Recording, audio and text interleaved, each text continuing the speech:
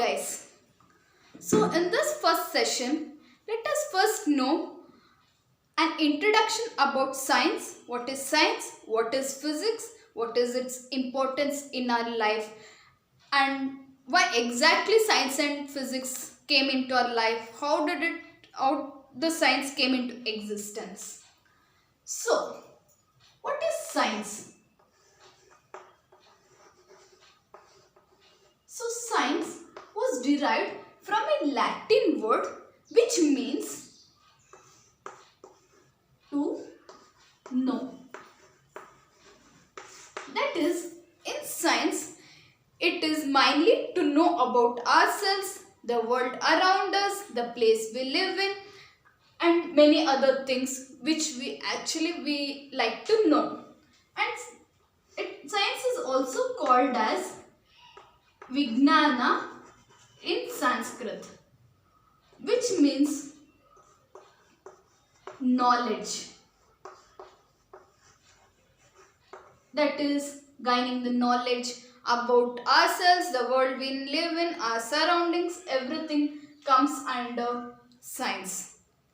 So, how did this science came into existence? It came into existence because of the curious nature of human beings, of us. So, it is a common question of we humans to ask the question why, what, how, and answering these questions, science emerged. So, you see a rainbow, you question why there is a rainbow, what is a rainbow, how did a rainbow form, and explaining and finding answers to these questions, the science emerged. So, okay, let us now move further to know how do we answer these questions in science. Is there a particular method in which we answer these questions? Yes, of course. There is a method we follow, that is, first we explore, second we experiment,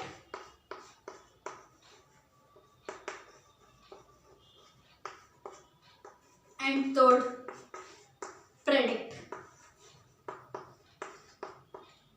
So these are the steps we would follow in any of our science explanations or theories which should come to rise.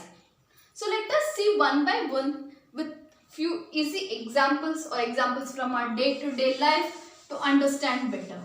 So first, as I said, it would be exploring.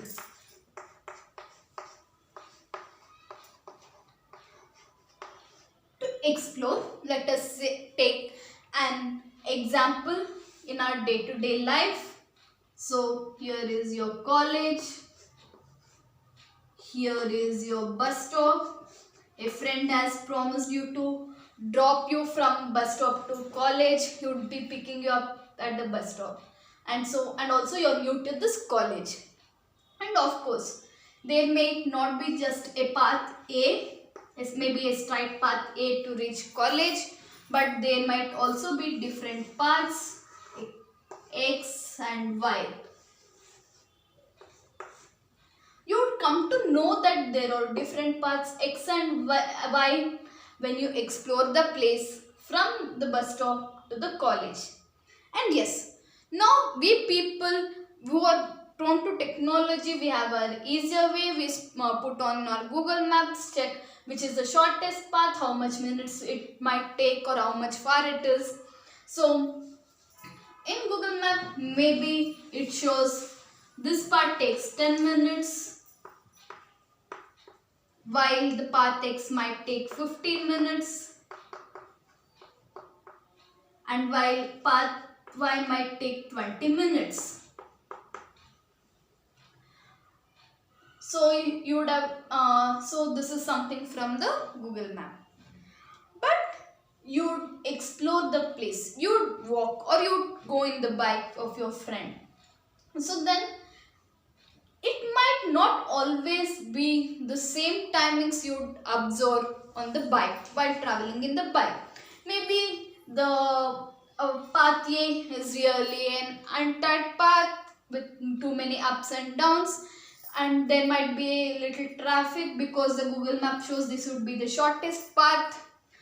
So you might end up like when you explore the place, you might see you would reach faster in a different path than in a path A. So you try to experiment. After you explore different paths, you try to explore. So I have erased the timings as shown by the Google map, and you have explored that there are different paths. So you try to experiment. The second one is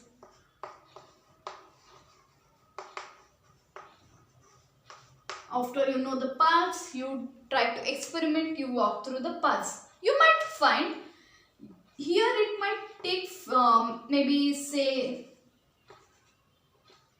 20 minutes.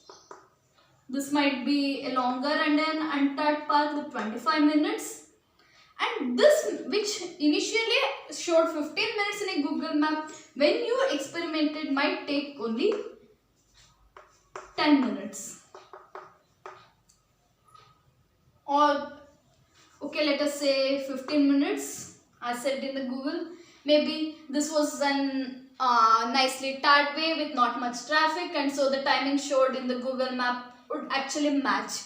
So these are the results you got when you experimented by traveling through the paths yourself. So this is the second thing what you experiment. So next is something what you would predict.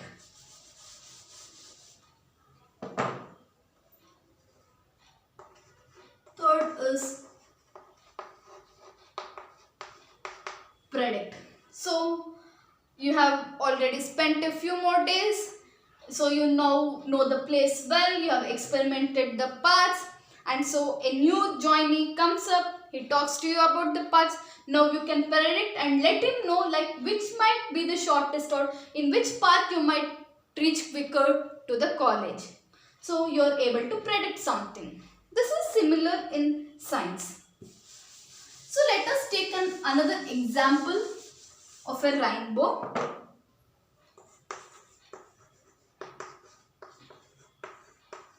So first you explore.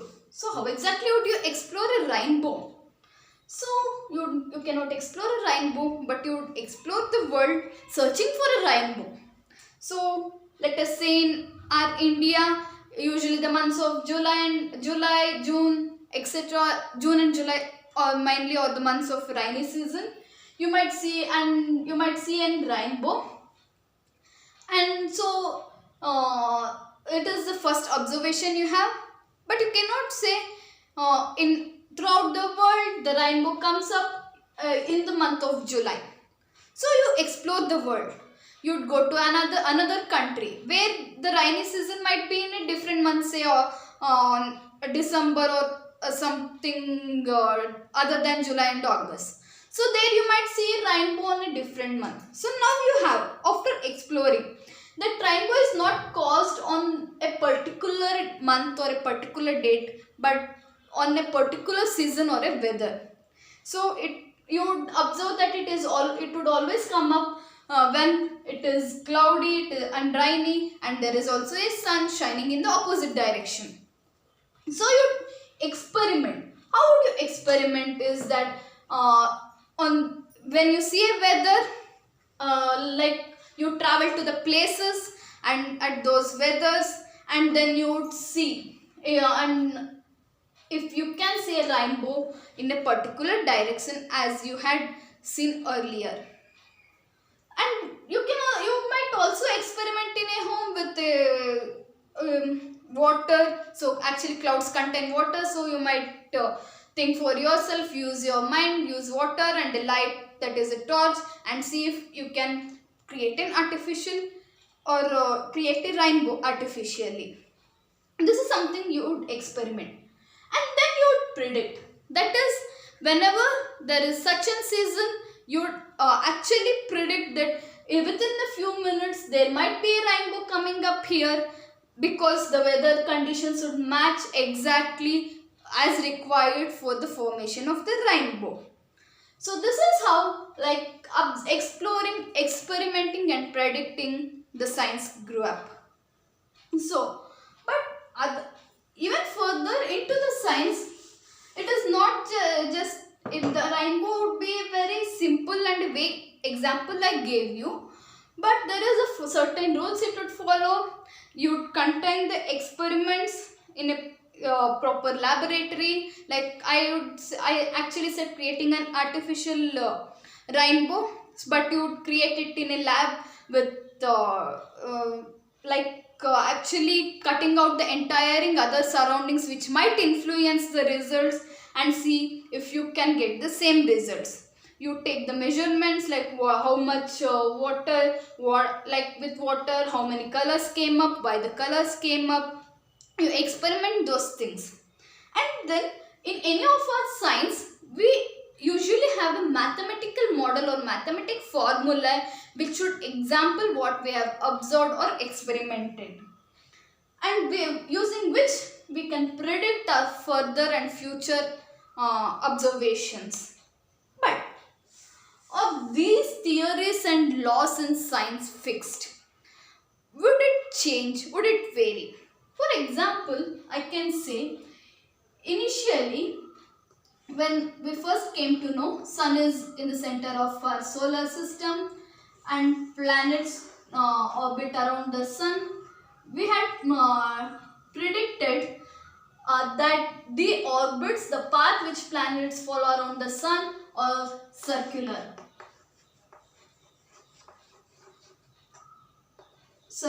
paths. But actually, Tycho Brahe had collected few observational results using his telescope, and which, when Kepler tried to explain, he found that he could not explain the observed data using circular paths. So the observation is the final. So the circular paths was our theory. So to prove our theory, the observations should match with the theory. So he found that when circular paths are replaced by elliptical paths, then it agreed with the observational results. So we can say science is ever growing. With new theories or new observations, new explanations might pop up. Similarly, I can give you another example. So, initially, even before the initially, Newton came up with the law of gravitation when he saw an apple falling to the earth, that everybody is attracted by the other body. So, but when we further got microscopes, we were able to explore the microscopic world. We found that the laws of gravitation would not hold good in the microscopic world, in the world of atoms and nuclei.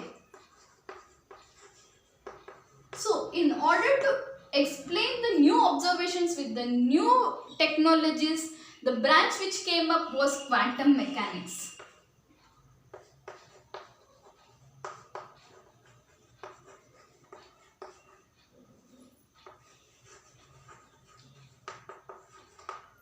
So, we can say the science is ever growing. You might first have a theory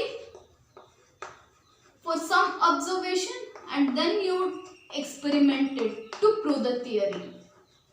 Or it might so happen that you first have some results from an experiment, and then you would come up with a theory to explain the results of an experiment. And those experiments would vary with the improvement of our technology, and new theories and new knowledge would pop up. So science is an ever-growing field. Okay, so this was the introduction of science. But what is physics? science. And physics, the word was derived from a Greek word which means nature. Something what we might call the physical world.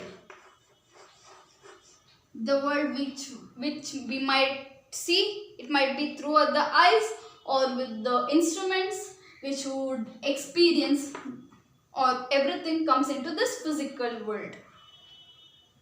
So, in physics, we have different, so observable world is a huge.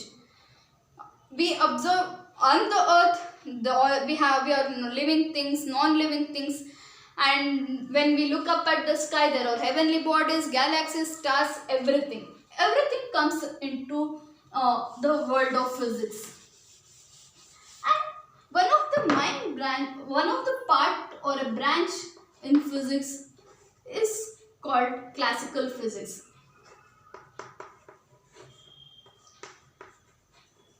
which emerged initially with the rise of science.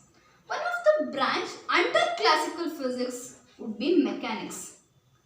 So I think as soon as you hear the word mechanics, what comes to your mind is a mechanical shop, a car, a bike, anything.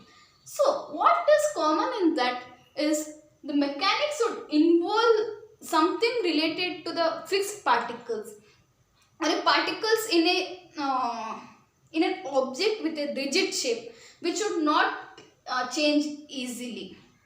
So that is something in mechanics. You have a branch called optics, which mainly explains something involving light. The experiments which would involve light, the observations from light. And you also have the branch electrodynamics,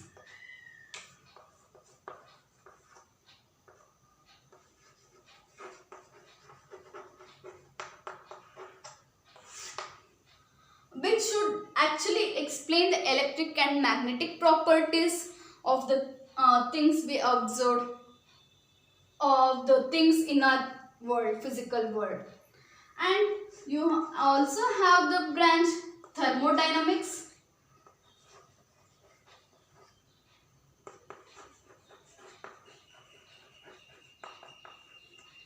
which mainly explains regarding the heat and temperature variations of the objects and other things in our world. So these are the classifications which would come under classical physics.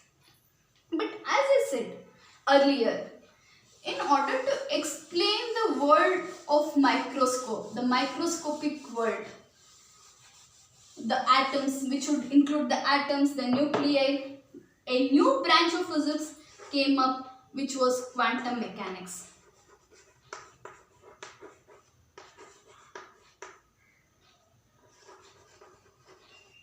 So in this quantum mechanics, we would be able to learn more about something of the atomic scale, the nucleus scale, and so all these things come under quantum mechanics.